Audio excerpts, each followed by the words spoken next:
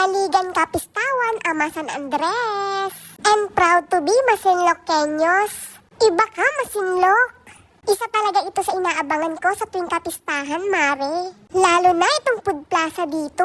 Sino ba naman kasi ang hindi matatakam sa mga iba't ibang pagkain nila dito? Lalo na itong paborito kong shawarma. At hindi mawawala itong iba't ibang street foods nila dito. Na sobrang mura talaga, Mare. Sulit na, masarap pa. Nag-agaw pansin nga sa akin itong Korean foods nila dito. At hindi mawawala itong iba't ibang klaseng drinks nila dito, Mare. At balot na perfect pulutan. Bumili na nga ako ng fruits dyan para sa aming dalawa ng pamangkin ko.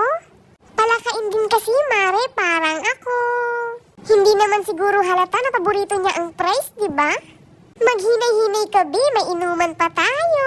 Char! Bongga din yung mga rides dito, Mare. Na may pang-adult at syempre for our kids na rin. Okay na okay ito, Mare, lalo na sa pinapangarap yung Carnival Date. Mas exciting pa yung mga rides dito, Mare, kaysa sa buhay mo.